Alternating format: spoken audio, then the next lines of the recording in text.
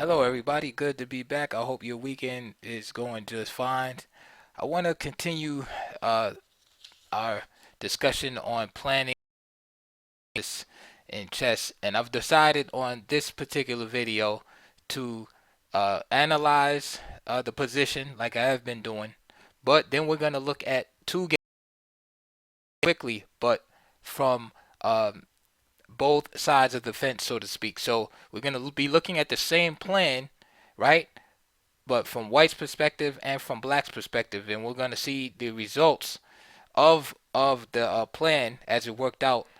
First from the white perspective, and then from the black perspective.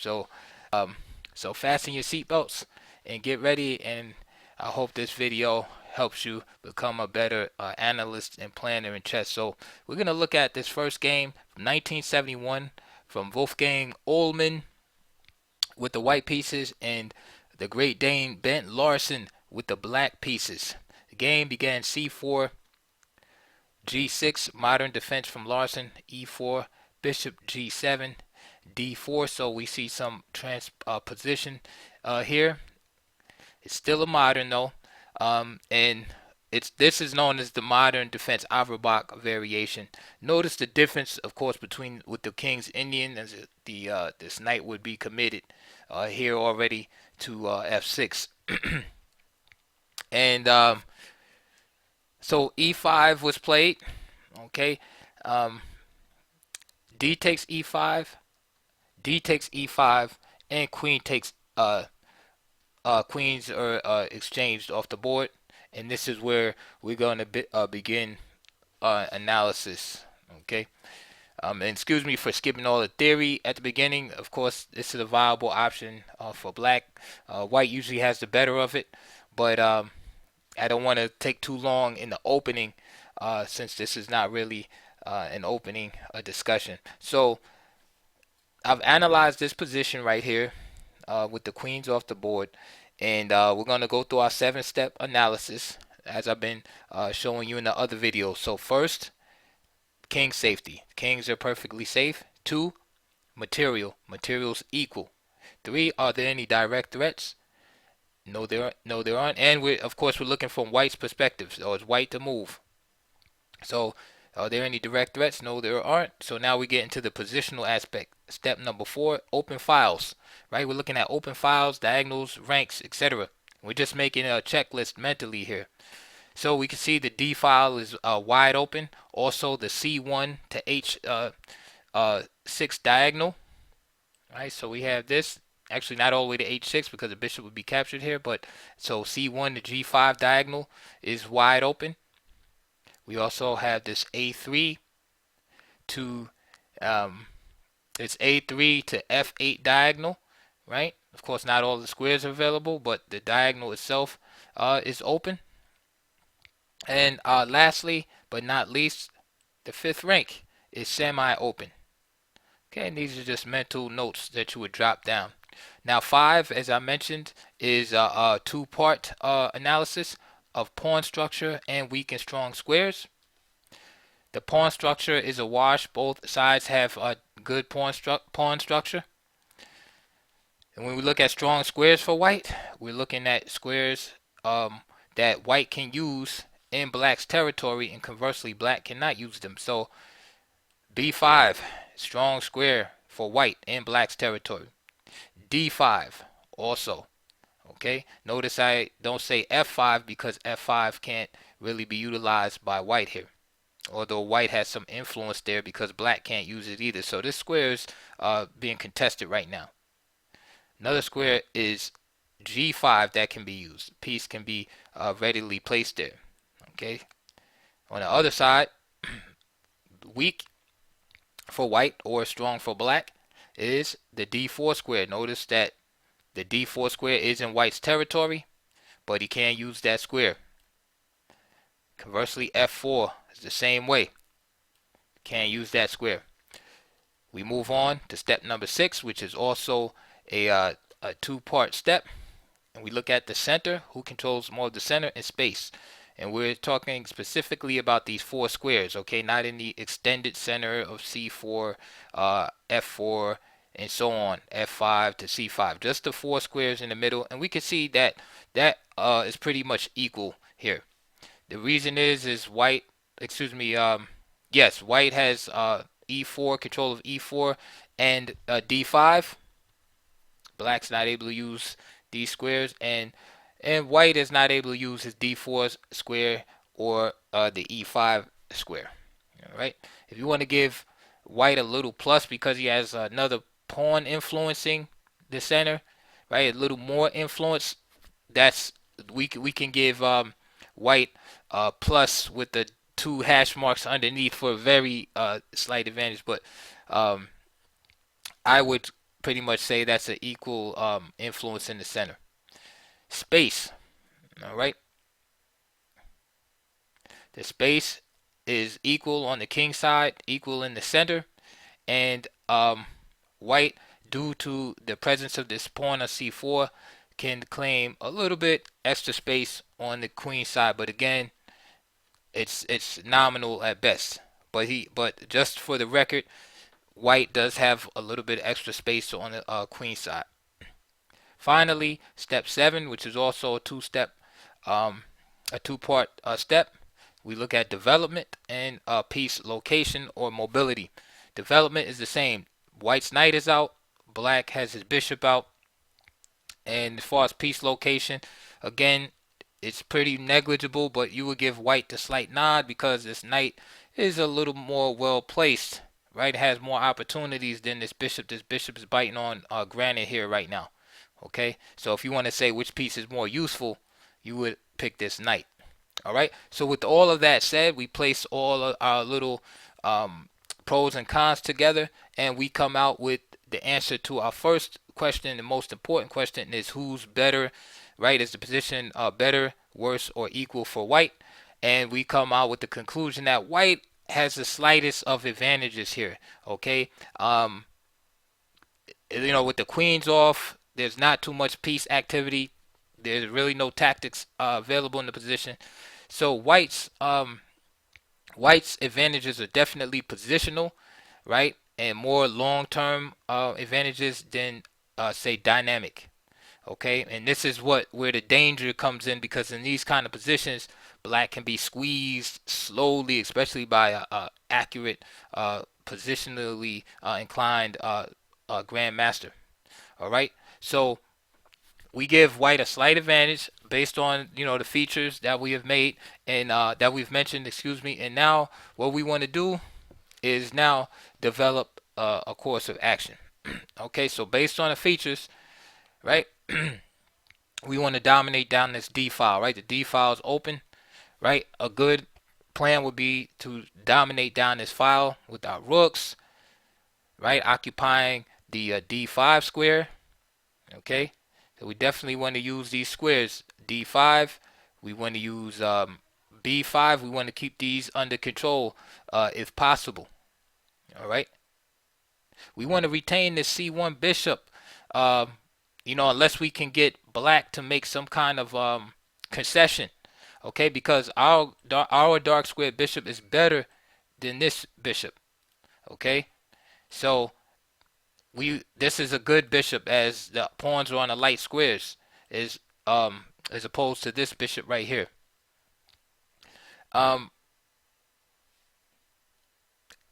fourth, we want to break down the black influence in the center, right? Because this pawn is hindering us from using squares in our own territory. All right, so all of those moves together, all those ideas together gives us a general plan of the type of moves we could do here. So, for example, we know we have to complete development, right? There's only one piece developed. So so we want to try to do a move that gives us the most out of the move. So, for instance, a move like bishop e3, for example, would help us with development, right? As the bishop is brought out, right? It brings the bishop to a great diagonal, right? Remember we mentioned the diagonal, the c1 to h6 diagonal, and also this a3 to f8 diagonal. So bishop e3 brings the bishop where it intersects with both diagonals, develops a piece, and prepares castling, which gets the rook to the d file. So that's an excellent move. Okay, um, f4 is a move. Is a good move. Why? Because it interferes with black's control over these vital squares in the center. All right, so these are candidate moves that will come to mind if you just want to continue development, right? Because you need to develop. You only have the knight out. Moves like bishop e2 come to mind. Okay, even a move like knight f3. Okay, so out of these choices, you probably want to pick the best move. Like me personally, I like bishop e3. The simple idea of castling queen side and getting control over the d file immediately. So that's the general plan and analysis of the position. Now for the black side, black wants to basically do the opposite of what white is trying to do. Okay, white wants to maintain control over his e5 here. Okay, if he can't keep a pawn there, he would like to have a piece there at least, right? Keep control of that square. He knows these squares are weak for him, b5 and d5. So moves like c6 come into play, right? That thwarts the white plan of dominating those two squares. Okay, his king being here in the middle. Also, now he would have c6 where he can tuck his queen away. He has the same issues with development just as white does. So moves, like just bring the knight out like the c6 and even d4 occupying this square. Remember, these squares are strong for him. Getting a piece here and here, those are good ideas for black. All right. Remember, we said this pawn gave white a space advantage on the queen side. So attacking this pawn. Okay, notice how all of the moves coincide with the analysis in the position. All right, so with all that said, let's look at the next few moves and see how the moves fit in. So white here, which is Ullman, played f4. Okay, no explanation really needed, right? He's gonna he wants to take away black's influence over this over the d4 square. Okay, now of course there's pros and cons to that because when he does that move, it gives black the opportunity to capture and then open the scope of the bishop on g7. All right, so it's kind of like robbing Peter to pay Paul a little bit. Knight c6, so there's some development and protecting the square. So he wants to keep that square. F takes e6. Larson just played bishop e6. Remember what I was saying about putting pressure here? So he puts some pressure here. And there's no rush to take this pawn. He can capture the pawn, but there's no rush to get it. So he takes his time. Bishop g5 check. Remember I was saying earlier in the analysis how this is a square that white could possibly use. So bishop g8. King c8. Now knight f3. Again, just normal developing moves. h6. Bishop f4. g5. So now black, right, weakens itself a little bit on the king side, but he takes away some squares from white. Bishop e3. This is a move where I wanted to put the bishop anyway, but now white has done it, but has some potential weaknesses now from the black king, the black king side. And let me say that also as you go on with the plan, right, there's going to be changes in the position due to things opening up. For instance, now h6 and g5 has been played. Okay, so you see the f5 square is weak. The h5 square is weak, etc. So you will make modifications, right, and adjustments according to those things that happen. Knight g7. Castle, there we go, with the controlling of the d file. Finally, Larson decides to get his pawn back. d5. So now we see the occupation of the squares. But note how, for the most part, everything is just fitting in with the analysis, all the moves. Okay? There happens to be a thread here. So now knight 7 g6. and bishop d4. So it's a little awkward here for black because of his bishop being unprotected. Okay, he plays the move b6. Now b6 wasn't a move that I mentioned in the analysis, right? Because I had mentioned the move c6 with the idea of kicking the, taking back control over these weak squares. Larson played b6, but this is with the idea of c5. Okay, so he wants to play c5 on the next move, but white has a surprise for him, and c6 is the correct move here. Knight e7, knight takes e7, and then knight takes e5, followed by f6, kicking the knight out. Notice the fight over the squares, right? Black doesn't control the e5 square himself as of yet, but white cannot occupy it either, right? And then knight f3 would be forced, and then the game is up for grabs, right? And then continuing the fight for this square, right? Moves like knight g6 is available. Okay. Rook e8 also, and the game is up for grabs. And notice that when the king needs, he has the square to come into. All moves fit in with the original analysis. Okay, so here he has this idea of playing c5, but white plays it first. This throws a monkey wrench into that particular plan. All right. So now he plays c6 anyway. Now some adjustments have to be made because now some new squares have opened up. Okay, so with the plan being followed, there's going to be, depending on what the opponent does, opportunities rise in the position. So bishop a6. So now we see this weakness created around the king, and notice c6. I mean, now as a result of b6, c7 is not available, because before, if he had played c6 right away, this knight would have had to move, and then c6 would be available. Okay, king b8, knight e7, knight e7, and we had the same kind of combinations earlier. Everything's forced. Larson gets c7, but his position is looking pretty shaky. Bishop c4 by Ullman. One of the ideas is to draw this bishop away from the defense of d7 so the rook can penetrate. Larson plays rook a d8, but now bishop takes e6, f takes e6. Powerful move. The rook can't be taken because of this threat, followed by this check right here. So for instance, if rook takes, and there's a fork here, so this is pretty much forced. So rook d6 is very powerful. Instead, Larson just captures there. But rook takes e6, and again, if we did another analysis, we would see, like, that white's prospects are better here. Looking at the pawn structure, right, the position of development of the pieces and piece location.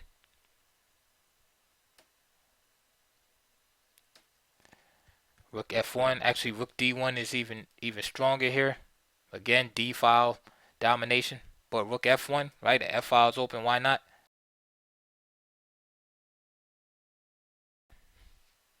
Very strong move here. Because you have this threat. Rook f7 was played. And Ullman finds another way to win this particular game. And we'll leave it at that, as it's outside the scope of our focus today. Now we're going to look at our next game. This game is going to be from the black perspective. We're going to keep the board the same, instead of flipping it, just to avoid confusion. This game is from 2004 36 Olympiad. With the white pieces is Evgeny Agrest, 2604 at the time, and with the black pieces, Alexander Morozevich. Same position, same analysis. right? We had came to the conclusion white slightly better. So we know the plan already in the position. White is gonna go for the same type of plans, and black is gonna play his plans. Let's see how black plays now. So f4 again, same idea, getting rid of the black center. Morozevich attacks c4 and develops at the same time. Knight f3, knight c6, protecting e4. This time, white makes a king move to f2. Um, I'm not sure why he felt that was like the best move in the position. Again, to me, obvious moves or moves like you know, maybe move this bishop out or even just take here. Okay, and clarify the position somewhat. But anyway, king f2 is not losing. I mean, it's an acceptable move. Knight f6 is played by Morozevich. Bishop e2. Now h6. Again, notice, remember we talked about the g5 square, one of the squares that white could exploit. And we can see slowly black is just taking care of his business in that area, unraveling. And fighting against white's strong points in the position. And basically neutralizing, minimizing his own weaknesses in the position. H3, king c8, so he gets off the d file. G3 from white.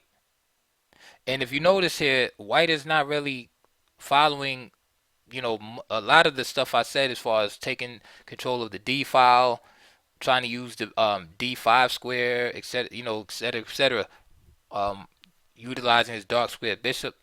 All right. So he's playing kind of slow, and this is giving black a chance for a lot of counterplay. Like, why not develop the bishop to e3 by now? All right, he's moving the king, move the king to f2, to g2, etc., etc. And this is what gives black a chance to,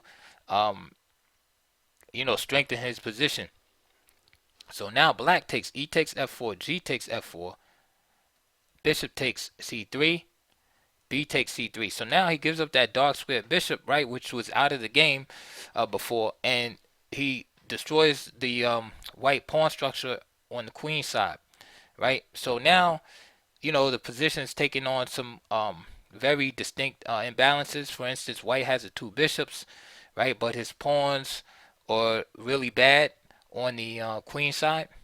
But white has a nice control of the center, like full control of the center. Black is not able to occupy any central squares, d4, e4, d5, or e5. Okay, so it's up to black now to prove this center is a liability and weak. So black plays knight a5, right, and starts attacking these pawns. Knight d2, c5. He fixes the weakness there. Bishop a3, king c7. Right, we talked about the c7 square for the king. Rook a e1, b6. So now that bishop is effectively shut out. Remember I was talking earlier about this bishop was so good. So Morozevich has played in the way, and now this bishop isn't too good anymore. Right? So white has a bishop pair, but this position is not really good right now for that. Rook h f1. Moro shuts down f5. Bishop d3. Rook h e8. Bishop c1. Rook a d8. So now we see black with more fluid development than white. Rook f3. Knight f6. If e5, then just simply knight h5, and then a pawn is blockaded. Okay, and then white's pawns are just liabilities. King f2, f takes e4, knight takes e4, and now the c pawn drops ingloriously. So black at this point is better. All right, knight takes f6, and some pieces come off the board, and black was just up upon this point and went on to win the game in a short manner of moves due to his extra material. And that was the end of the game right there. So the point of me showing you both of those games was to show you that the analysis stands firm. Okay, uh, you know what I had pointed out, the features of the position and why is it important.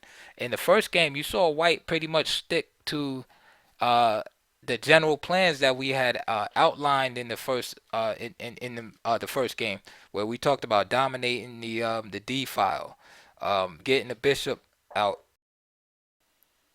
Sorry, I got interrupted, and I forgot where I was at, but I know I had finished the game, and I was just basically wrapping up. And again, I had just wanted to say that the difference between game one and two was in game one, we saw that White generally followed our analysis that we had, or the planning resulting from our analysis that we came up with when we first analyzed the first game with Ullman and Larson. In game two, we saw that White kind of deviated and chose a different approach, and really this approach didn't address, um, at least in a direct manner anyway, the features um, in the position. um, White's movements with the king to the king walk with king to f2 and g2 was just too slow and allowed black to just basically consolidate any kind of strong um, points that he had in the position, and also neutralize any strength that White had in the position, right? Specifically his b5 squares, d5 square, the strong dark square bishop right on c1, right, that we see here in this position. Black was able to neutralize all of those things. There was no domination from White on down the D file. All of the features that we looked at as being positive for White, it seemed that White went away from trying to do those things, and Black just was able to, land the hammer blow in this game. So that tells us that, a few things, but one of the most important things I would take from that is it doesn't matter if you're a master, grandmaster, or amateur player, that chess has certain principles, and if you violate those principles, it doesn't matter what your rating is. That a strong enough player will make you pay the price for that.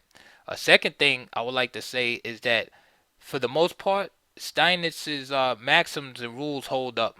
Okay, uh, you have to play according to the features of the position. If the position doesn't call for attack, you really can't play like that unless or you'll suffer a stiff penalty, from an aware opponent. You have to follow the features. Okay, the D file is open. All right, that should be one on the list, right, to make sure that you have control, at least in your thought. Again, there's nothing wrong with trading one advantage for another, but if you don't have any advantage, or you just give up a file for nothing, um, you're giving your chance opponent to beat you. So anyway, again, like, I'm coming back at the interruption, and I don't want to ramble on too much. Again, please like and subscribe. Check the links below. Please donate to my channel and support it. And any questions are welcome, or any ideas on future videos. I try to help as much as I can and be as clear and specific as possible. So I look forward to your comments, and I will see you soon on the next video.